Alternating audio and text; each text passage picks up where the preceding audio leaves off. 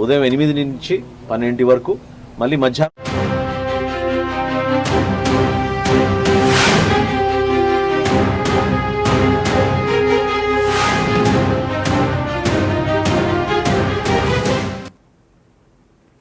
Welcome to 2 states report. నేను లక్ష్మి. ముందుగా AP updates చూస్తే, కుక్కల ద్వారా సంక్రమించే ప్రమాదకరమైన వ్యాధి హైటాటిడ్. ఈ వ్యాధి బారిన పడి గుంటూరు ప్రభుత్వ ఆసుపత్రికి వచ్చిన రోగికి ఆపరేషన్ చేసి ప్రాణాలు కాపాడారు general surgery professor doctor Kiran Kumar బృందం. 4 గంటల పాటు శ్రమించి 20 సెంటీమీటర్ల మేర ఏర్పడిన కాలేయం నీటి పుడకను తొలగించారు. రోగి కోలుకోవడంతో అతన్ని డిశ్చార్జ్ చేశామన్న డాక్టర్ కిరణ్ కుమార్తో మా senior correspondent Kondalarao face to face. ఏదైతే ఉందో అది అత్యంత ప్రాణాంతకమైన వ్యాధిగా గుర్తించారు గుంటూరుకు సంబంధించిన GGH doctor why Kiran Kumar గారు. దీనికి సంబంధించి ప్రత్యేకమైన ఆపరేషన్ చేసి ప్రాణాలు కాపాడిన పరిస్థితి అయితే మనకు కనపడుతుంది. మనతో పాటు డాక్టర్ కిరణ్ కుమార్ ఉన్నారు. ఎలా ఆపరేషన్ చేశారు, ఆ వ్యాధిని ఎలా గుర్తించారు అనేది కూడా డాక్టర్ కిరణ్ కుమార్ గారిని అడిగి తెలుసుకుందాం. సార్ నమస్తే. మీరు ఎలా ఆ వ్యాధిని గుర్తించారు, ఆ ఆపరేషన్ ఎంత టైం పట్టింది, ఎలా? సో నా పేరు డాక్టర్ వై కిరణ్ కుమార్ అండి. ఇవాళ గవర్నమెంట్ జనరల్ హాస్పిటల్లో ఉన్నాము. గవర్నమెంట్ జనరల్ హాస్పిటల్లో నేను ప్రొఫెసర్ ఆఫ్ సర్జరీగా ఉన్నాను. మా అసిస్టెంట్ సంతోష్ గారు అసిస్టెంట్ ప్రొఫెసర్గా ఉన్నారు. మేమందరం కూడా సర్జరీ డిపార్ట్మెంట్లో ఉన్నాం. మన దగ్గరికి ప్రసాద్ అనే పేషెంట్ ఒంగోలు నుంచి రావడం జరిగిందండి. ఒంగోలు నుంచి రావడంతో అతను కడుపు నొప్పి, తీవ్రమైన జ్వరం, చలి, వణుకు, రక్తహీనతతో వచ్చారు. అక్కడ ఒంగోలులో కూడా కొన్ని ప్రైవేట్ హాస్పిటల్లో వెళ్ళారు, ఒంగోలు గవర్నమెంట్ హాస్పిటల్కి వెళ్ళారు. అక్కడ డాక్టర్లు పరీక్ష చేశారు, కొంత స్కానింగ్లో ఇచ్చేసేసి ఇతనికి హైడ్రేటెడ్ డిసీజ్ అనే ఒక జబ్బుగా గుర్తించి లివర్లో ఒక నీటి కణితి లాంటిది, గడ్డ లాంటిది వచ్చింది. దాన్ని కుక్కల ద్వారా వస్తాయి అనేది అందరికీ తెలిసిందే. ఇది లిటరేచర్లో కూడా చాలా కాలం నుంచి ఉన్నది. బట్ మనం అరుదుగా చూస్తూ ఉంటాం, కానీ మాకైతే చాలా కామన్గా వస్తుందండి. మేము దాదాపు నెలకి 1-2 కేసులు చేస్తూ ఉంటాం. ఈ హైడ్రేటెడ్ డిసీజ్ అనేది కుక్కల ద్వారా సంక్రమిస్తూ ఉంటుంది. కుక్కలకు కూడా గొర్రెలు, మేకలు ద్వారా వస్తూ ఉంటుంది. వాటిలో అవి విడుదల చేసిన మల విసర్జనంలో ఉంటుంది. అవి కుక్కలు తినేసి, కుక్కలు కూడా మల విసర్జన చేసేసి అవి మనం తినే వెజిటబుల్స్ కానీ, మనం తినే ఆకుకూరలు కానీ, మనం తినే మీట్ కానీ సరిగానే ఉడకబెట్టగానే తిరిగిన మీట్లో కూడా ఉండి ఎకనోకోకస్ గ్రాన్యులోసస్ అనే క్రిమి వలన వస్తే జబ్బుగా మనం తీసుకుంటాం. కుక్కల నుంచి చాలామందికి తెలిసింది ఏంటంటే, రేబీస్ వ్యాధి అనేది 100% ప్రమాదకరమైంది. ఒకసారి రేబీస్ వస్తే పేషెంట్ బతకడం అనేది జరగదనేది అందరికీ తెలిసిందే. దానికి వ్యాక్సిన్లు ఉన్నా కూడా రాకుండా చేసే వ్యాక్సిన్ అయితే రేబీస్కి లేదు. అలానే హైడ్రేటెడ్ డిసీజ్ అనేది కూడా కుక్కల ద్వారానే మనకు వస్తూ ఉంటుంది. అది కూడా చాలా కామన్గా వస్తూ ఉంటుంది. అది ప్రాణాంతకం అంటే డెఫినెట్గా లివర్లో ఉండి లివర్ని మొత్తం పాడు చేసి కంప్రెషన్ వలన కానీ, ఒక్కోసారి లివర్ని దాటి సిస్టమిక్ సర్క్యులేషన్లకు వెళ్ళి స్ప్లీన్ కానీ, గుండెలో కానీ, ఊపిరితిత్తుల్లో కానీ, మెదడులో కానీ, బ్రెయిన్లో కూడా వచ్చే అవకాశం ఉంటుంది. కండరాల్లో కూడా వచ్చిన కేసులు మనం చూస్తూ ఉన్నాం. సో ప్రజలైతే మాత్రం ఇది జూనోటిక్ డిసీజ్గా తీసుకోవాల్సిన అవసరం ఉంది. జంతువుల నుంచి మనిషికి సంక్రమించే వ్యాధి, మనిషి నుంచి మనిషికి అయితే రాదు. సార్, ఎలాంటి టెస్టుల ద్వారా మీరు ఈ వ్యాధిని గుర్తించారు? వ్యాధి గుర్తించిన తర్వాత మీరు ఎలాంటి ట్రీట్మెంట్ చేశారు? సో వ్యాధి నిర్ణయానికి మామూలుగా సిమ్టమ్స్ చూసుకుంటే, కొంతమందికి ఈ గడ్డలు ఏ సమస్య లేకుండా సంవత్సరాల తరబడి ఉంటాయి. కొంతమందికి అయితే మాత్రం జ్వరం రావటం, రిపీటెడ్గా ఎలర్జీ రావటం, అలానే ఒక్కొక్కసారి కాంప్లికేట్ అయినప్పుడు పక్క స్ట్రక్చర్స్ మీద ప్రెషర్ ఉన్నప్పుడు ఒక జాండీస్ రావటం, జ్వరం రావటం, కొలాంజైటిస్ రావటం. మనతో పాటు ఏదైతే డాక్టర్ కిరణ్ కుమార్ బృందంలో డాక్టర్ సంతోష్ గారు కూడా ఉన్నారు. ఆయన అడిగి తెలుసుకుందాం. సార్, ఎంత టైం పట్టింది ఈ ఆపరేషన్ చేయడానికి? మీకు ఎంత టైం పట్టింది? ఈ ఆపరేషన్ చేయడానికి దాదాపు 4.5 నుంచి 5 గంటల దాకా పట్టిందండి. దీనిలో ప్రత్యేకత ఏంటంటే, మామూలుగా హైడ్రేటిస్లో ఉండటం వేరును, దీంట్లో ఈ బైల్ డక్ట్ కమ్యూనికేషన్ చాలా పెద్దగా ఉంది. అంటే almost 5 to 6 centimetres full communication ఉంది. సో ఆ కమ్యూనికేషన్కి మా ప్రొఫెసర్ కిరణ్ సార్ ఒక కొత్త టెక్నిక్ చేసి, మనకున్న సదుపాయాల్లోనే మొమెంటం అనేది ప్లగ్ చేసి దాన్ని ఫోలిస్ ట్యూబ్ ద్వారా మళ్ళీ బయటకు తీసుకొచ్చి, తర్వాత ఇంకో డ్రిప్లోకి ఇంకో టీ ట్యూబ్ లాగా పేస్ట్ చేసి ఒక నోవెల్ టెక్నిక్ లాగా చేశాం. రీసెంట్గా మా సర్జికల్ క్లబ్లో కూడా దీన్ని ప్రజెంట్ చేస్తే కూడా కూడా సీనియర్ సర్జన్స్ అంతా కూడా సార్కి చాలా అభినందనలు తెలియపరిచారు. ఈ కొత్త టెక్నిక్ మీలా ఈ పబ్లిక్ సెక్టార్ లాంటి గవర్నమెంట్ హాస్పిటల్లో చేయడం అనేది చాలా అరుదు. మీరు చాలా రిస్క్ తీసుకొని ఒక కొత్త టెక్నిక్ని చేశారు. పేషెంట్ అవుట్కమ్ కూడా చాలా బాగుంది. 35 days 40 days మా దగ్గర ఉన్నాడు. మంచి రిజల్ట్ వచ్చిందండి. అంటే మీరు ఆపరేషన్ చేసిన తర్వాత పేషెంట్ని డిశ్చార్జ్ చేయడానికి ఎంత టైం పడుతుంది? యూజువల్గా మామూలుగా ఇలాంటి కేసెస్ 10 days 15 days పడుతుంది, కానీ బట్ ఇది బాగా కాంప్లికేటెడ్ కేసు అవటం వల్ల మాకు 35 days to 40 days పట్టిందండి. బట్ పేషెంట్ కంఫర్టబుల్గా ఇంటికి వెళ్ళారు. అది డాక్టర్ వైద్య బృందం చెప్తున్న పరిస్థితి. ఏదైతే కుక్కలతో ప్రేమగా ఉండొచ్చు కానీ వాటి ద్వారా వచ్చే వ్యాధులు కూడా భయంకరంగా ఉంటాయి. కాబట్టి కుక్కల ద్వారా కూడా వచ్చే వ్యాధుల్ని అప్రమత్తంగా ఉండాలి. ప్రజలందరూ కూడా జాగ్రత్తగా ఉండాలి. ఈ వ్యాధి వస్తే చాలా ప్రాణాంతకంగా ఉంటుంది. దీన్ని కంట్రోల్ చేయడం కూడా కష్టమైనప్పటికీ గుంటూరు ప్రభుత్వ డాక్టర్ వై కిరణ్ కుమార్ బృందం ఆధ్వర్యంలో ఈ ఆపరేషన్ సక్సెస్ చేసి ఆ పేషెంట్ బంధువులు అయితే కూడా పేషెంట్ వాళ్ళందరూ కూడా ఆనందంగా వెళ్ళే పరిస్థితి అయితే గుంటూరు గవర్నమెంట్ హాస్పిటల్లో పరిస్థితి అయితే మనకు కనపడుతుంది.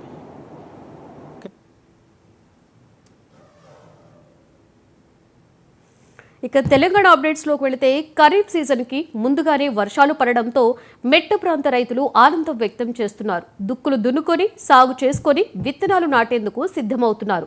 ఈసారి ఋతుపవనాలు ముందుగా రావడంతో తొలకరి జల్లులు కురవడంతో హర్షం వ్యక్తం చేశారు.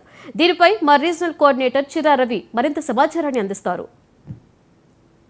ఋతుపవనాలు వేగంగా కదులుతున్నాయి. ఇప్పటికే ఏదైతే వర్షాలు పడటంతో రైతులు ఆనందం వ్యక్తం చేస్తున్నారు. మెట్ట ప్రాంతాలలో ఇప్పటికే దుక్కులు తింటున్నారు. ఇక్కడనే రైతులు ఉన్నారు. వారి నుండి మరిన్ని విషయాలు తెలుసుకున్నాయి.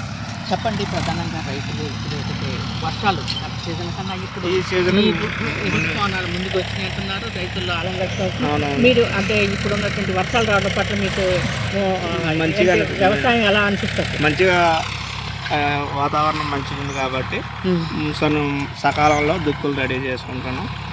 మంచిగా దున్నుకున్నాం. అంటే గత సంవత్సరానికి ఇప్పటికి ఉన్న తేడా ఏంటి? మునుగోలుగా వర్షాలు పడుతున్నాయి కాబట్టి దుక్కులు రెడీ చేసుకున్నాం. ఏమేస్తున్నావు? దీంట్లో వంగ చెట్లు, బెండ గింజలు అవి. అంటే ఎంత పొలం చేస్తున్నావు? నేనంటే ఇక్కడ ఒక 2 ఎకరాలు, ఒక 2 ఎకరాలు వరి మొత్త, ఒక 2 ఎకరాలు పత్తి. అంటే ఇదంతా దున్నుతున్నావా? దున్నుతున్నాం. ఎట్లా అనిపిస్తుంది? అంటే వ్యవసాయం మంచిగా ఉందండి. సంవత్సరం పోయిన సంవత్సరం కంటే ఈ సంవత్సరం బాగా. అంటే విత్తనాలు ఎలా ఉన్నాయి? విత్తనాలు ఇంకా తీసుకోలేదండి. తీసుకుంటే వాటి గురించి తెలుస్తుంది. అంటే మిగతా అంటే మంచి విత్తనాలు తీసుకోవటానికి ఎక్కడికి వెళ్తున్నారు? సబ్సిడీ కూడా ఇస్తున్నారు కదా ప్రభుత్వం. సబ్సిడీ అంటే ఇంకా కమ్మ వెళ్ళలేదండి. వెళ్తే షాప్ పోయేది అనేది. ఇప్పుడే దుక్కులు రెడీ చేసుకుంటున్నాం.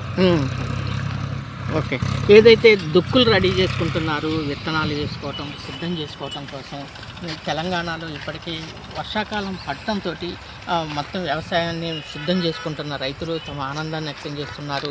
గత సంవత్సరం కన్నా ఈ సంవత్సరమే రైతులు ఏదైతే వ్యవసాయానికి అంటే ముందుగానే ఋతుపవనాలు రావడంతో మొత్తం మెట్ట దుక్కులు మొత్తం కూడా దున్నుకొని విత్తనాలకు సిద్ధం చేసుకున్న సందర్భం నెలకొన్నది.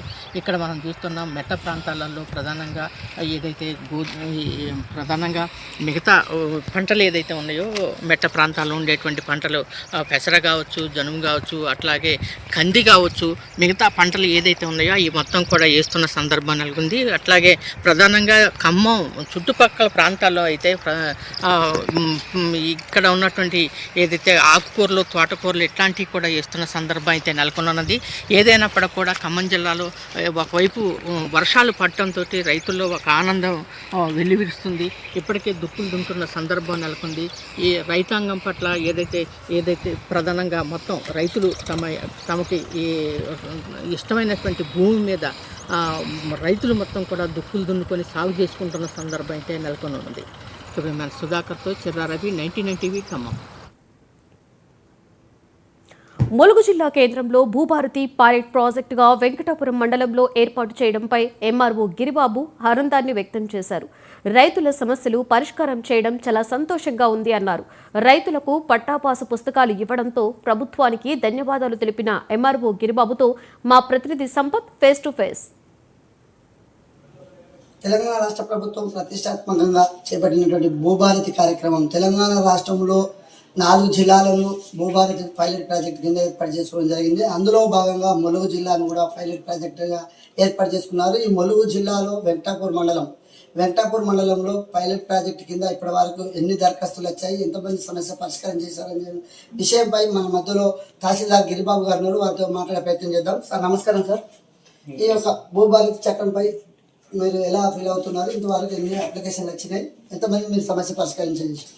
మనకి ఈ తెలంగాణ ప్రభుత్వము ఏర్పరిచిన భూభారతి చట్టం 2025లో మరి ప్రజల సమస్యలు అన్ని తీర్చాలనే ఉద్దేశంతో చట్ట ప్రకారం మాకు రెవెన్యూ శాఖ కూడా మళ్ళీ పూర్తి బాధ్యతలు ఇచ్చి ఈ సమస్యలు పరిష్కరించడం కోసం కూడా మేము చాలా సంతోషపడుతున్నాము. అందులో ములుగు జిల్లాలో రాష్ట్రంలో 4 మండలాల్లో ములుగు జిల్లా వెంకటాపూర్ మండలం కూడా అందులో మేము పనిచేయడం కూడా చాలా అదృష్టంగా ఉంది. ఈ ములుగు జిల్లాలో కలెక్టర్ ఆదేశాల మేరకు ఆర్డీఓ గారు, మేము ఒక 6 మెంబర్స్ తహసీల్దార్స్, ఒక 10 మెంబర్స్ డీటీలు, ఒక 10 మెంబర్స్ ఆర్ఏలు, జూనియర్ అసిస్టెంట్ ఆపరేటర్లు అందరినీ కలిపి ఒక టీమ్ వైజ్గా చేయడం జరిగింది. అందులో రెవెన్యూ సర్వీసులు పెట్టడం జరిగింది. రెవెన్యూ సర్వీస్లో 4555 అప్లికేషన్లు తీసుకోవడం జరిగింది. ఆ అప్లికేషన్లను కూడా మేము సబ్జెక్ట్ వైజ్గా ఒక 11 కేటగిరీ వైజ్గా విరాసత్ కానీ, సాధారణమే కానీ, కరెక్షన్స్ కానీ, కొత్త పాస్బుక్స్ కానీ, అట్లా గవర్నమెంట్ ల్యాండ్స్ కానీ ప్రతిదీ కూడా ఒక సబ్జెక్ట్ వైజ్గా కలెక్టర్ ఆదేశాల సబ్జెక్ట్ వైజ్గా తీసి దాన్ని గ్రామానికి ఒక టీం, ఒక తహసీల్దారు, డీటీ, ఆర్ఈలు, జూనియర్ అసిస్టెంట్లు అంతా ఒక టీం లాగా చేసి గ్రామంలో స్థానికంగా మొత్తం విచారణ చేసి ప్రతి అప్లికేషన్ కూడా అటెంప్ట్ చేయడం జరిగింది. వాళ్ళకి ఫోన్ చేసి పిలిపించడం జరిగింది. దాని విషయంలో కూడా ఇప్పుడు మనము ప్రస్తుతానికి 1841 అర్హులుగా గుర్తించినాము. ఇంకా ప్రభుత్వ భూములు కొనుగోలు కానీ, కొత్తగా అసైన్మెంట్ కానీ అందులో కూడా 800 అప్లికేషన్, మొత్తం సుమారుగా 2700-2800గా గుర్తించడం జరిగింది. అందులో మనకు జూన్ 2 జరిగే కార్యక్రమంలో కూడా మినిస్టర్ గారు, గౌరవనీయుల మినిస్టర్ గారు కానీ, గౌరవనీయుల కలెక్టర్ గారి చేతుల మీద కూడా పట్టాలు పంపిణీ చేయడం జరుగుతుంది. సో ఈ మండలంలో సమస్యలు పరిష్కారం చేయడానికి కూడా మా రెవెన్యూ ఉద్యోగులందరూ చాలా సంతోషంగా ఉన్నారు. వారికి ఒక ట్రైనింగ్, అంటే ఒక ప్రతి సమస్యను ఎలా ఎదుర్కోవాలి, ఎలా చేయాలనేది కూడా ఒక అవగాహన కలిగింది. ఇప్పుడు ప్రతి మండలంలో కూడా మళ్ళీ 3వ తారీఖు నుంచి రెవెన్యూ సర్వీసులు ఉన్నాయి. అందులో కూడా ఒక అప్లికేషన్స్ తీసుకొని వాళ్ళను త్వరగా, అంటే మనకు ఒక నెల రోజులే టైం ఉంది. ఆ నెల రోజుల్లో కూడా మేము ఎక్కడ కూడా మన ములుగు జిల్లాలో సమస్య ఇబ్బంది పడకూడదు అనే ఉద్దేశంతో అన్ని అప్లికేషన్లు పరిష్కారం చేయడం జరిగింది. ఈ విషయంలో మా జిల్లా కలెక్టర్ గారికి కానీ, మా ఆర్డీఓ గారికి కానీ ప్రత్యేక ధన్యవాదాలు చెప్పుకుంటాం. మా ఉద్యోగాల తరఫున వాళ్ళు ఉన్నందుకు కూడా మేము చాలా గౌరవపడుతున్నాము. ఈ మండలంలో అవకాశం దొరికినందుకు కూడా సంతోషపడుతున్నాము. ఓకే సార్, ఇప్పుడు మనం చెప్పుకున్నట్లయితే గతంలో తహసీల్దారులు రైతులకు సమస్యలు చెప్పుకోలేని పరిస్థితులు ఉండేది. తహసీల్దారులు కూడా రైతుల సమస్యలు ధరణి పోర్టల్ ఉన్నప్పుడు ఆ రైతు సమస్య పరిష్కరించలేకపోయేది. ఇప్పుడు మళ్ళీ భూభారతి చట్టం వచ్చింది. తహసీల్దారుగా మీరు ఎలా ఫీల్ అవుతున్నారు ఆ విషయంలో? ఒకప్పుడు ధరణి చట్టం ఉన్నప్పుడు ఒక అప్లికెంట్ వస్తే మేము ఏం చేయలేకపోయేది. తనకు పాస్బుక్ ఉంటే ఆ పాస్బుక్ ద్వారానే ట్రాన్సాక్షన్ జరిగేది. మేము కూడా వాళ్ళ సమస్యలు, ఒక భూమి ఉండి కూడా వాళ్ళ కాయిదాలు ఉండి కూడా దాన్ని ఏం చేయలేకపోయినాం. చాలా ఇబ్బందులు ఎదుర్కొన్నాం మేము కూడా. దానివల్ల మమ్మల్ని చెడుగా గుర్తించిండ్రు. మాకు ఉన్న అధికారాలు తీయడం జరిగింది. గ్రామంలో వేరాలను కూడా తీయడం జరిగింది. ఒక నెగిటివ్ రోల్ అనేది ఏర్పరచడం జరిగింది. కానీ ఇప్పుడు ప్రభుత్వం మాత్రం మేము చేసే ప్రతి పనిని గుర్తించి వీళ్ళే చేయగలుగుతారు అనేది గుర్తించి ఇచ్చి అధికారాలు ఇచ్చి ఇప్పుడు వచ్చిన ప్రతి రైతుకు కూడా ఏదైనా సమస్య ఉన్నా కూడా ఇదివరకు గతంలో సివిల్ కోర్టుకు వెళ్ళేది. బట్ కాకపోతే ఇప్పుడు ఆర్డీఓ గారి లెవెల్లో, కలెక్టర్ లెవెల్నే ఈ సమస్య అనేది పరిష్కారం అవడం వల్ల మాకు ఈజీగా ఉంది, పబ్లిక్ కూడా ఈజీగా ఉంది, కొనుగోలు అమ్మకాదారులు కూడా చాలా సులువుగా జరుగుతుంది. అంటే ఎంఆర్ఓ మీద కూడా దాడులు జరిగినాయి. ఒక ఎంఆర్ఓ మీద పెట్రోల్ పోసి కూడా చంపేయడం జరిగింది. అంటే అప్పుడు ఎంఆర్ఓలకు అర్హత లేదు, ఇప్పుడు ఎంఆర్ఓలకు ఫుల్ అర్హత ఇచ్చింది. దీని పట్ల మీరు ఎలా హర్షం వ్యక్తం చేస్తున్నారు? ఓకే, మాకు అధికారులు ఇవ్వడం వల్ల మేము చాలా సంతోషంగా ఉన్నాము. మమ్మల్ని గుర్తించి మా అధికారాలు మాకు ఇవ్వడం వల్ల చాలా గుర్తు. ఇప్పుడు మేము ప్రతి పబ్లిక్, అంటే ఒక రైతు వచ్చినా ఎవరు వచ్చినా కూడా మేము సమస్య పరిష్కారానికి చాలా ఈజీ ఉంది. గతంలో ఏంటంటే చట్టాలు అట్లా ఉన్నాయి. రెవెన్యూ అనేది ఒక శాఖను ఎవరో 2-3 తప్పులు చేయడం వల్ల రెవెన్యూ శాఖనే తప్పు పట్టడం జరిగింది. దానిలో పబ్లిక్ కూడా నెగిటివ్గా వెళ్ళి దాడులు చేయడం జరిగింది. అది మేము తీవ్రంగా ఖండించినాము, చాలా బాధపడ్డాము. కానీ ఈ గవర్నమెంట్ ఆ పనితనాన్ని, రెవెన్యూ శాఖ పనితనాన్ని గుర్తించి కలెక్టర్ బాధ్యతలు, ఆర్డీఓ గారికి, తహసీల్దార్ బాధ్యత ఇవ్వడం వల్ల ప్రతి ఒక్క రైతులు కానీ, అధికారులు కానీ సంతోషంగా ఉన్నారు. దీనికి ప్రభుత్వానికి మేము ప్రత్యేకంగా మా రెవెన్యూ శాఖ తరఫున ధన్యవాదాలు తెలుపుకుంటున్నాం. ఓకే, చివరిగా ములుగు జిల్లాలో వెంకటాపూర్ మండలాన్ని పైలట్ ప్రాజెక్టు ఏర్పరచుకోవడం పట్ల ఎలా మీరు ఫీల్ అవుతున్నారు? మీ బాధ్యతలు ఎలా వచ్చారు? అదే కాకుండా ఆదివారం అనకుండా సెలవు అనకుండా 40 రోజులు రాత్రులు పగళ్ళు పనిచేసిండ్రు. ఎలా మీరు ఈ పథకాన్ని మీరు ఎలా మీరు స్పందించగలుగుతున్నారు? ఓకే, అంటే ప్రభుత్వం మా మీద బాధ్యత పెట్టింది కాబట్టి మాకు సెలవులు అనేది కూడా ఎప్పుడు మేము పని ఉన్నప్పుడు మాత్రం ఎప్పుడు సెలవులు అనేది మేము ఆలోచించాము. పని ఉన్నప్పుడు హాలిడేస్ అయినా పండుగలైనా కూడా మేము ప్రతి పనిలో కూడా ముందుంటాము. మా కలెక్టర్ గారు మా ఆదేశాల ప్రకారం మేము ముందుంటాము, పని చేయడానికి కూడా ముందుంటాము. సో అది గుర్తించే ప్రభుత్వం మాకు బాధ్యతలు ఇచ్చింది కాబట్టి మేము సంతోషపడుతున్నాము. ఈ మండలంలో మీకు ఇవ్వడం వల్ల మీరు ఎలా ఫీల్ అవుతున్నారు? ములుగు జిల్లాలో వెంకటాపురం మండలం ఇవ్వడం వల్ల ప్రత్యేకంగా నేను ఉండడం వల్ల నాకు అరుదైన అవకాశం దొరికింది. ఈ మండలంలో చాలా సమస్యలు ఉన్నాయి. ఈ సమస్యలకు నేను చేయడం నా అదృష్టంగా భావిస్తున్నాను.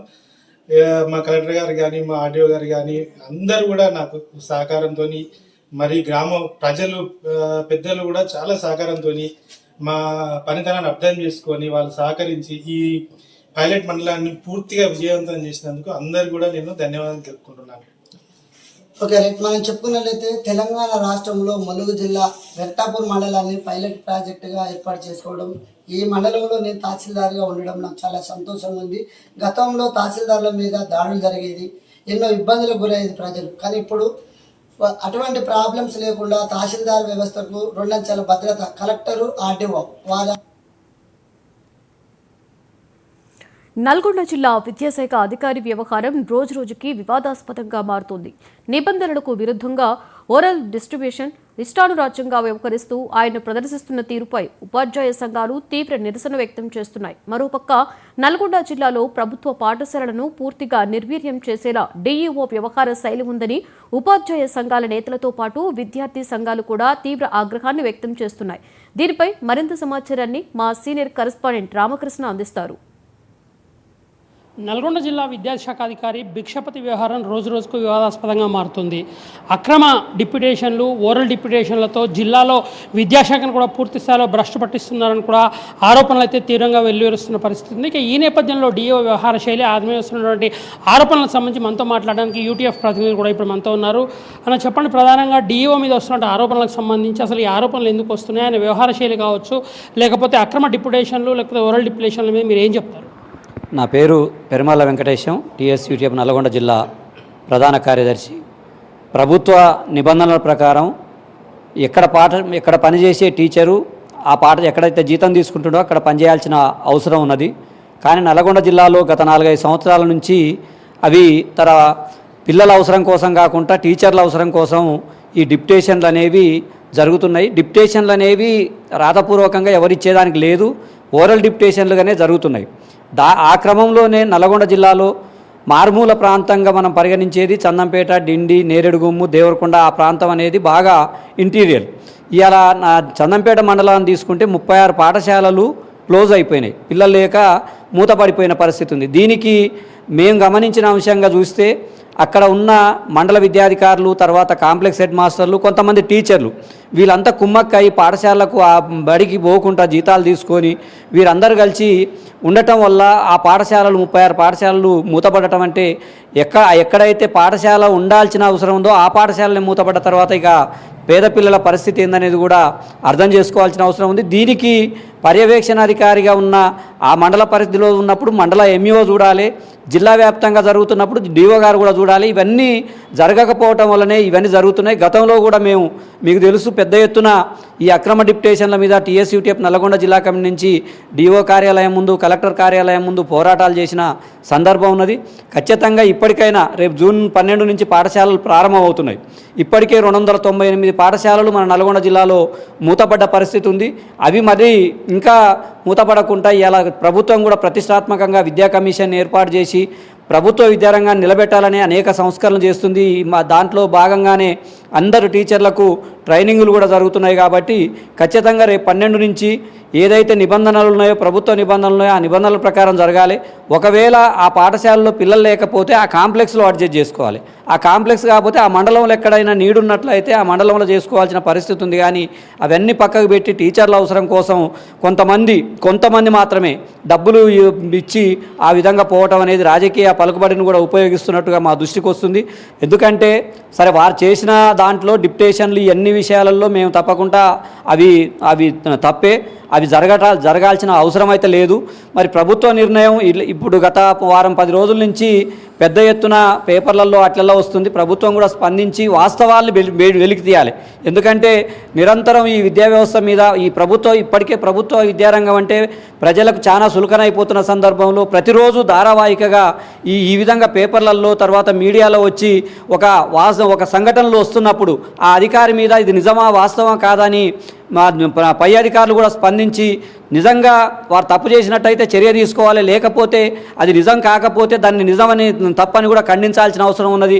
కాబట్టి నిజానిజాలు తేల్చాలనేది కూడా మేము టీఎస్యూటీఎఫ్ నల్గొండ జిల్లా కమిటీ నుంచి డిమాండ్ చేస్తున్నాం. సో ఫైనల్లో చెప్పండి, టీఎస్యూటీఎఫ్ తరపున జిల్లా విద్యాశాఖ వ్యవహార శైలిపై కావచ్చు, వస్తున్న ఆరోపణలు కావచ్చు, ఉన్నతాధికారుల దృష్టికి తీసుకెళ్లడం కానీ లేకపోతే జరుగుతున్న అంశాలపై విచారణ కానీ జరపడం కోసం మీరు ఈ విద్యాశాఖాధికారి మీద ఉన్నతాధికారుల దృష్టికి ఏమైనా సమస్యలు తీసుకెళ్లే పరిస్థితి ఉందా? తప్పకుండా సార్. మేము ఇప్పుడు మర్రిగూడ మండల విద్యాధికారి మీద ఒక ఆరోపణ చేసినాం. దాని మీద ఆర్జేడీ గారు చర్య తీసుకోవాలి. ఇప్పటి వరకు అది షోకాజ్ ఇచ్చిరు, తీసుకోలేదు. అదేవిధంగా ఈ చందంపేట మండల విద్యాధికారి చందర్ అనేట ఆయన కూడా ఇప్పటి వరకు ఆ మండలంలో దాదాపు 36 పాఠశాలలు మూతపడుతున్నప్పటికీ ప్రభుత్వం దృష్టికి ఏం తీసుకుపోలేదు. దీంట్లో మండల విద్యాధికారులను సరిచేయాల్సిన బాధ్యత డిఓ గారిది కూడా ఉంది. కాబట్టి తప్పకుండా వారి మీద ఇక్కడ కలెక్టర్ గారితో పాటు డైరెక్టర్ గారికి కూడా మేము చేస్తాం. అదేవిధంగా వాస్తవాల్ని బయటికి వచ్చిన అన్ని అంశాలను కూడా మేము రాష్ట్ర కమిటీ దృష్టికి తీసుకెళ్ళాము. ఇప్పటికే రాష్ట్ర కమిటీ నుంచి జిల్లా కమిటీ నుంచి తప్పకుండా ప్రాతినిధ్యం చేసి వాస్తవాలు తప్పులు ఉన్నట్లయితే వారి మీద కూడా చర్య తీసుకునేదానికి మా సంఘంగా ఖచ్చితంగా రాష్ట్ర స్థాయిలో పోరాటం కొనసాగిస్తామని కూడా తెలియజేస్తున్నాం. మొత్తంగా జిల్లా సంబంధించి విద్యా వ్యవస్థను పటిష్టంగా అమలు చేయాల్సినటువంటి విద్యాశాఖ అధికారులు కూడా పూర్తి స్థాయిలో నిర్లక్ష్యం వ్యవహరిస్తున్న కారణంగా ప్రభుత్వ బడులు కూడా అధిక సంఖ్యలో మూతపడుతున్న పరిస్థితి ఉందని పర్యవేక్షణ లోపం అనేది చాలా స్పష్టంగా ఈ జిల్లాలో కనిపిస్తున్న నేపథ్యంలో జిల్లా విద్యాశాఖ అధికారి వ్యవహార శైలిపైన ఉన్నతాధికారుల దృష్టి కూడా తీసుకెళ్లి ఖచ్చితంగా జిల్లాలో విద్యా వ్యవస్థను పటిష్టం చేసే దిశగా టీఎస్యూటీఎఫ్ కూడా కృషి చేయాలని కూడా ఈ సంఘ నేతలు అయితే చెప్తున్న పరిస్థితి ఉంది. వీడియో జర్నలిస్ట్ మధుతో రామకృష్ణ, 99 టీవీ, నల్గొండ. 2 స్టేట్స్ రిపోర్ట్లో షుడ్ బ్రేక్ తీసుకుందాం.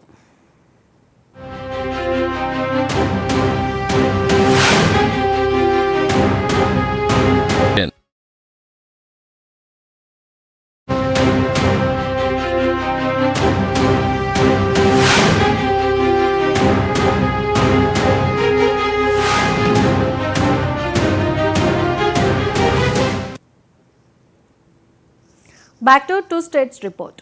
నిజామాబాద్ జిల్లా కేంద్రంలో పంపిణీకి సిద్ధంగా ఉన్న 1500 ఇళ్లను లబ్ధిదారులకు పంపిణీ చేయడంలో ఆలస్యం జరుగుతోంది. కోట్లు ఖర్చు పెట్టి నిర్మించిన ప్రజాధనం వృధా అవుతుంది. దీంతో పేదోడి కలలాగానే మిగిలిపోతుంది. ప్రభుత్వాలు మారిన వారి బ్రతుకులు మారడం లేదు. ఇవిగో ఇళ్ళు అవిగో ఇళ్ళు అంటూ ఊరిస్తున్నారే తప్ప వాటిని ఇచ్చిన దాఖలాలైతే లేవు. దీనిపై మరింత సమాచారాన్ని మా ప్రతినిధి మోహన్ అందిస్తారు. గూడు లేని పేదోడి కలగానే మిగిలిపోతుంది. ప్రభుత్వాలు మారినా, రాష్ట్రాలు మారినా వీరి బతుకులు మాత్రం మారడం లేదు. ఇదిగో ఇల్లు అదిగో ఇల్లు అంటూ ఊరిస్తున్నారు తప్ప పంపిణీ చేసిన దాఖలాలు లేవు. మనం ప్రస్తుతము నిజామాబాద్ జిల్లా కేంద్రంలోని నాగరంలో ఉన్నాము. గత 6 సంవత్సరాల క్రితము ప్రభుత్వము నిర్మించిన డబుల్ బెడ్రూమ్లు శిథిలావస్థకు చేరినాయి. ప్రస్తుతం మనము జిల్లా కేంద్రంలోని నాగరం వద్ద ఉన్నాము. ఇక్కడ మనతో పాటు కొందరు స్థానికులు ఉన్నారు, వారితో మాట్లాడే ప్రయత్నం చేద్దాం. చెప్పండి, ఈ ఇల్లు నిర్మించి ఎన్ని రోజులైంది? ఇది దాదాపుగా ఒక 7 సంవత్సరాలు అయితే ఉన్నది. ఈ ఇండ్లు ఇంద్రమ్మ మన కేసీఆర్ హయాంలో నిర్మించడం జరిగింది. అప్పటి నుంచి కూడా ఇప్పుడు వంచుతాం అప్పుడు వంచుతాం అని చెప్పేసి 2 సంవత్సరాల్లో కంప్లీట్ చేసి ఇక్కడ ఉన్న స్థానిక పేద ప్రజలకు ఎవరికైనా ఇస్తామని చెప్పిండ్రు. కానీ ఏ రోజు కూడా ఇచ్చిన వాళ్ళు కాదు కదా, ఇక్కడ వచ్చిన వాళ్ళు చూసిన వాళ్ళు కూడా లేరు.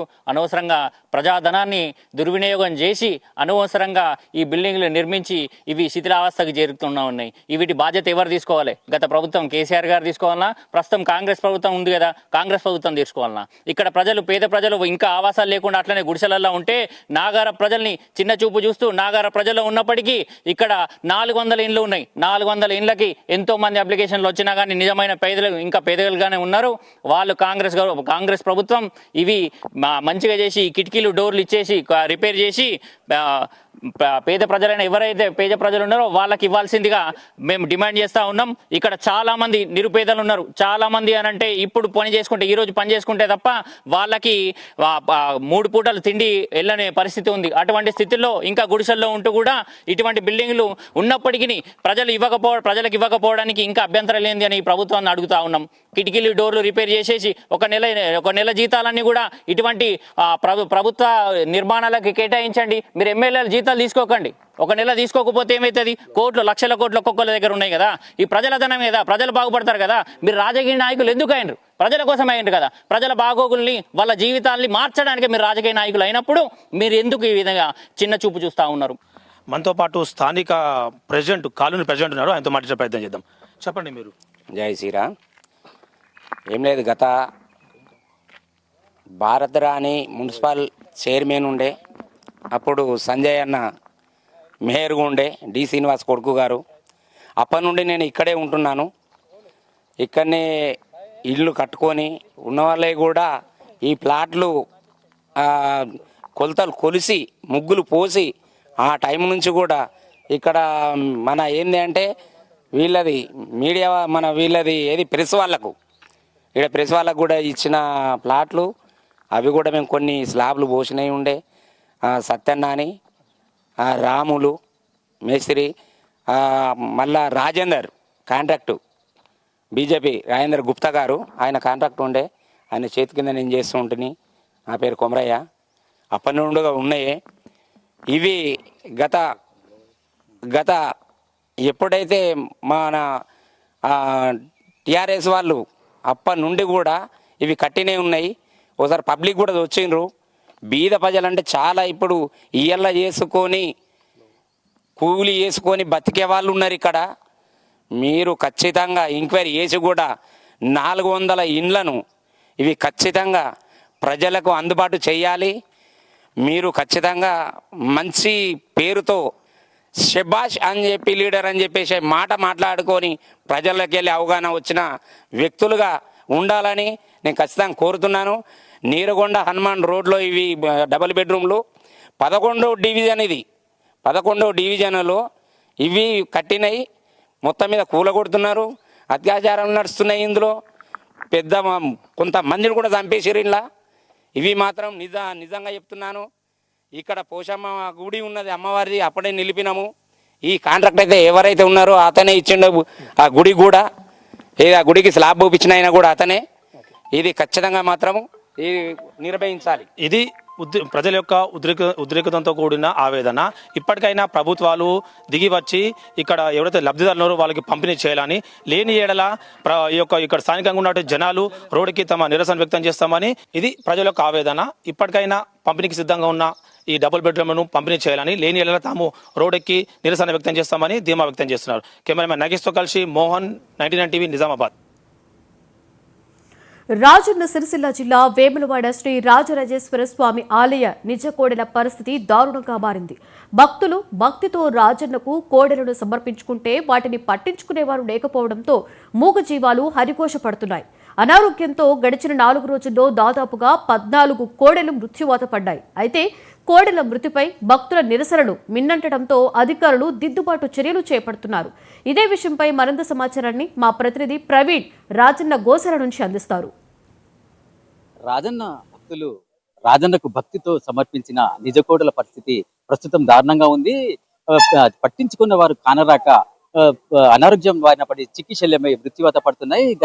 గడిచిన 4 రోజుల్లో సుమారు 14 కోడెలు మృత్యువాత పడడం ఇక్కడ పరిస్థితికి అద్దం పడుతుంది. అయితే భక్తుల నుండి నిరసనలు వెల్లువెత్తుతుండటంతో అధికారులు మాత్రం దిద్దుబాటు చర్యలు చేపట్టారు. నేటి నుండి అంటే నిన్న ఇక్కడ జిల్లా కలెక్టర్, రాజన్న సిరిసిల్ల జిల్లా కలెక్టర్ సందీప్ కుమార్ జా గోశాలను పరిశీలించి ఇక్కడ జరిగిన ఏమవుతుంది అన్న దాని మీద ఆరా తీసి ఎక్సెస్ అంటే అధికంగా ఉన్న కోడలు మాత్రం రైతులకు పంపిణీ చేయాలని చెప్పేసి ఆదేశాలు జారీ చేసినట్టుగా తెలుస్తుంది. దీంతో ఈ రోజు నుంచి కూడా అధికారులు ఇక్కడ కోడల పంపిణీ కార్యక్రమాన్ని అయితే చేపడుతున్నారు. ప్రస్తుతానికైతే మనతో ఇక్కడ బీజేపీ జిల్లా టౌన్ ఇక్కడ నగర అధ్యక్షులు ఉన్నారు. వారిని అడిగి తెలుసుకునే ప్రయత్నం చేద్దాం. అసలు ఇక్కడ ఏం జరుగుతుంది, కోడలు ఎందుకు మృత్యువాత పడుతున్నాయి, కారణాలు ఏంటో కనుక్కునే ప్రయత్నం చేద్దాం. అన్న చెప్పండి, అసలు గత 4 రోజులు ఇక్కడ 14 కోడలు మృత్యుపడ్డాయి.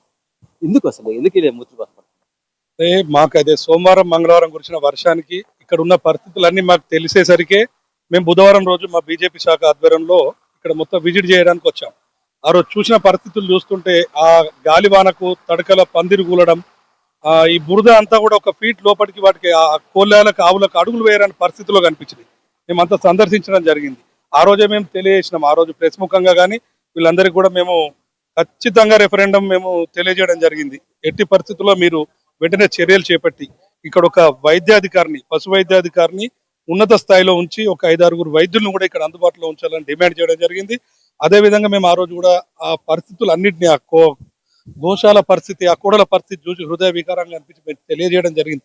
ఇక్కడ కేవలం ఒక 300-400 కోడలకు వసతులు ఉంటే ఇక్కడ 1200 పైచిలుకు కోడలు ఉన్నాయని మాకు తెలియవచ్చింది. ఇక్కడ ఆ పరిస్థితుల్లో కూడా మేము డిమాండ్ చేయడం జరిగింది. ప్రభుత్వాన్ని అలాగే అధికారులను కూడా మేము డిమాండ్ చేయడం జరిగింది. దానికి తోడు మాకు ఇంకొక సమస్య ఇక్కడ తెలియవచ్చింది ఏంటంటే ఇక్కడ సిబ్బంది కొరత కూడా. దాదాపు మనం ఒక 200-300 కోళ్ళాలకైతే 15-20 మంది సిబ్బంది సరిపోతారు. 1200 పైచిలుకు కోళ్ళాలకు కూడా అదే 20 మంది సిబ్బంది తోటి ఇక్కడ నిర్వహణ జరుగుతుందని తెలియవచ్చింది. దానివల్ల కూడా కోడల్ని వీళ్ళు పూర్తిగా సంరక్షించలేకపోయారు. అదే సందర్భంలో ఇక్కడ ఉన్న కెపాసిటీ ప్రకారమే వీళ్ళకు వరిగడ్డి కానీ ఏది కానీ వస్తుంది. అంటే మామూలుగా ఎండిపోయిన గడ్డి అంటే మాత్రం ఇక్కడ వాళ్ళందరూ ఇచ్చిర్రు. రైతులు స్వతహాగా వచ్చి ఉచితంగా ఇస్తున్నా కూడా దాని పట్ల కూడా నిర్లక్ష్యంగా అనిపించింది ఇక్కడ మాకు అధికారులది. ఆ గడ్డి మోపులు అన్నింటినీ కూడా వర్షంలో తడిచే విధంగా ఆ పరిస్థితులు కూడా చూసినాం. ఈ పరిస్థితులలో ఒక 400-500 కూలాలకు సరిపడా ఈ పచ్చిగడ్డి ఉన్న మిక్సింగ్ ధాన్యాలు గిన్నె వస్తాయి చూడు, అవి అంత మట్టికే వస్తున్నాయని కూడా తెలియవచ్చింది. ఈ సందర్భంలో ఈ కోళ్ళాలకు ఎట్లుంటుందంటే ఎండాకాలం గిన ఆ పరిస్థితులలో ఏమన్నా ముండ్లు కానీ ఇంకేమైనా క్రిములు కానీ వాళ్ళ డెక్కలలో జొచ్చినాయి, అప్పుడు వాటికి ఇబ్బంది ఉండదు. వర్షాలు పడి బురదమయం అవుతుంటే దాంట్లో చేరి మనం కూడా పనులలో ఇక్కున్నట్టు అంత పరిస్థితుల్లో అదైపోయి కొన్ని కోడలు హీన స్థితిలో కనిపించినాయి.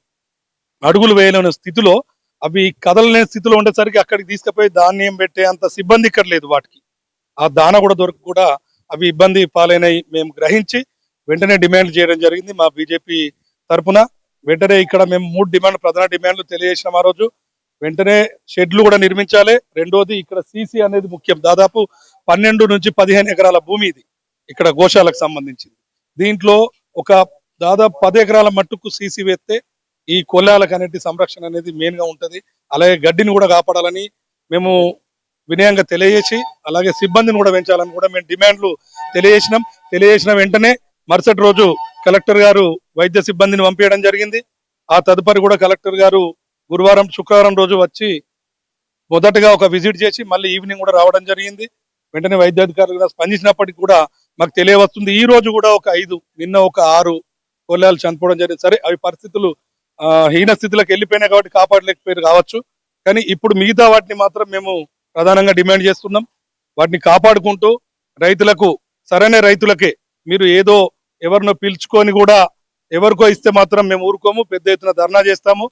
నిజాయితీ గల సరైన రైతులకు మాత్రమే చెందే విధంగా ఈ కోళ్ళాలను ఆవుల్ని పంపిణీ చేయాలని మేము ప్రధానంగా డిమాండ్ చేస్తాం. నిన్న కలెక్టర్ సందీప్ ఆదేశాల మేరకు ఈ రోజు కోడెలు పంపిణీ చేస్తున్నారని చెప్పేసి తెలిసి మేము ఇక్కడికి వచ్చామని చెప్పేసి రైతులు అంటున్నారు. రైతులు సైతం కోడెలను తీసుకెళ్లేందుకు పెద్ద ఎత్తున తలవెచ్చిన పరిస్థితులు లేదు. కానీ ఇక్కడ చూస్తే కూడా రైతులందరూ కూడా కోడెల పంపిణీ కోసం మాత్రం వెయిట్ చేసిన పరిస్థితులు అయితే అంటే మరి కాసేపట్లో ఇక్కడ కోడలు పంపిణీ చేస్తారని కూడా అధికారులు చెప్తున్నారు. మరి కోడలు ఎవరికి పంపిణీ చేస్తారు అంటే ఇదివరకు అప్లై చేసుకున్న వారికి, కొత్తగా వచ్చిన వారికి కూడా పంపిణీ చేస్తారు కూడా తెలియని పరిస్థితులు. ఏది ఏమైనప్పటికీ ఈ కోడల పంపిణీ మాత్రం అర్హులైన రైతులకి, ఎవరైతే రైతులు నిజ రైతులకే ఇవ్వాలని చెప్పేసి డిమాండ్ చేసిన పరిస్థితులు. లేకపోతే మాత్రం బీజేపీ ఆధ్వర్యంలో పెద్ద ఎత్తున ఆందోళన చేపట్టి ధర్నాలు కూడా నిర్వహిస్తామని కూడా చెప్తున్న పరిస్థితులు కనిపిస్తున్నాయి. ప్రస్తుతం వేములవాడ తిప్పాపూర్ గోశాలలోని పరిస్థితి ఇది.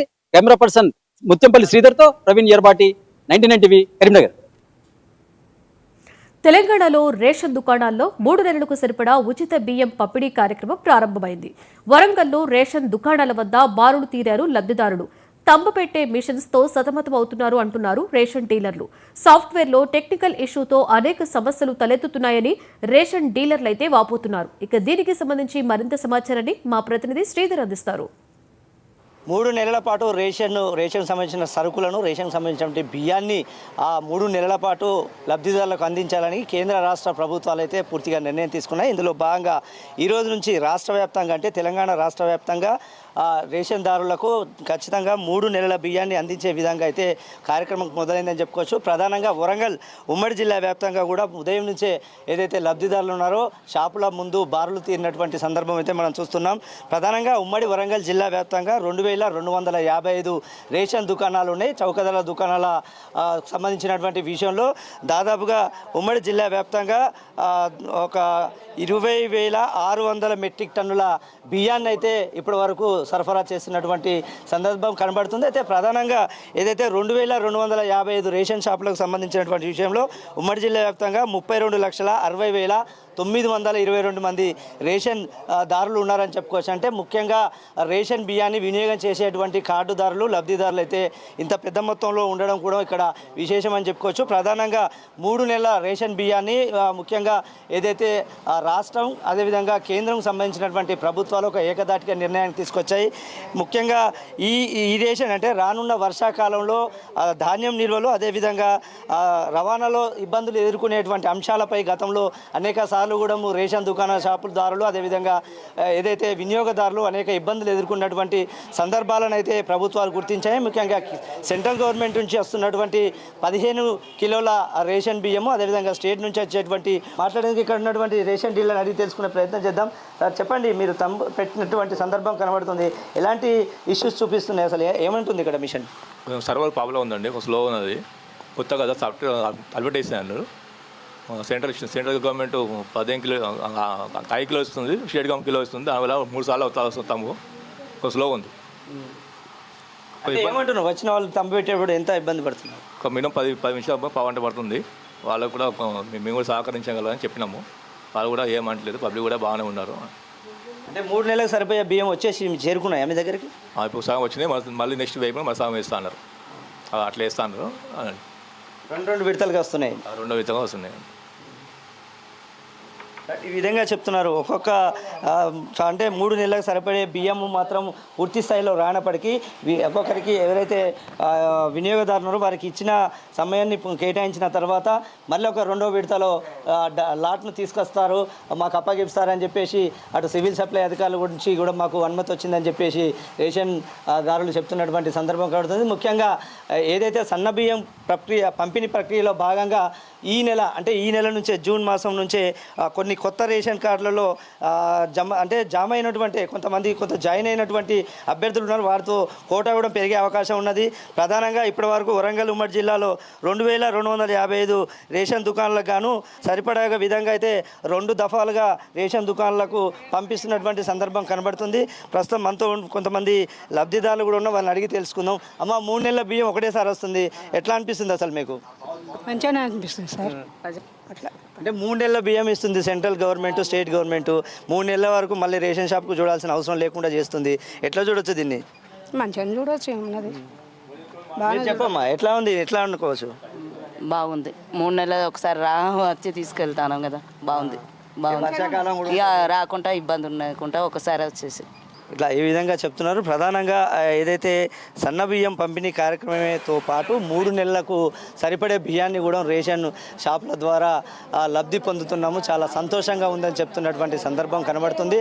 ఏది ఏమైనప్పటికీ కూడా వరంగల్ ఉమ్మడి జిల్లా వ్యాప్తంగానే కాదు రాష్ట్ర వ్యాప్తంగా కూడా ఈ రోజు నుంచి 3 నెలల పాటు సరిపడే బియ్యాన్ని అయితే సరఫరా కార్యక్రమాన్ని అయితే చేపట్టింది కేంద్ర రాష్ట్ర ప్రభుత్వాలు. ఇందులో భాగంగా మిషన్కు సంబంధించినటువంటి విషయంలో కాస్త మొరాయించే అవకాశం కనబడుతుంది అనేది మాత్రం ఇక్కడ అభిప్రాయం వ్యక్తం అవుతుంది. కొత్త మిషన్లు ఏర్పాటు చేసి 3 నెలలకు సరిపడే బియ్యాన్ని మాత్రం అంటే సగౌరవంగా అందరికీ అందించే విధంగా ఆ రేషన్ దుకాణదారులు అయితేనేమి ఇక్కడ ఉన్నటువంటి అధికారులు అయితేనేమి అన్ని ఏర్పాట్లను పూర్తి చేయాలని చెప్పేసి ఇక్కడ ఉన్నటువంటి వినియోగదారులు అయితే అభిప్రాయం వ్యక్తం చేస్తున్నటువంటి అంశం అయితే వరంగల్లో ఉన్నదని చెప్పుకోవచ్చు. ఇది ఇక్కడ తాజా అప్డేట్. కెమెరా పర్సన్ సంపత్తో 9 టీవీ శ్రీధర్, వరంగల్. ఇవి ఈరోజు 2 స్టేట్స్ రిపోర్ట్లోని విశేషాలు. రేపు మళ్ళీ తాజా సమాచారంతో కలుద్దాం. చూస్తూనే ఉండండి 99 టీవీ.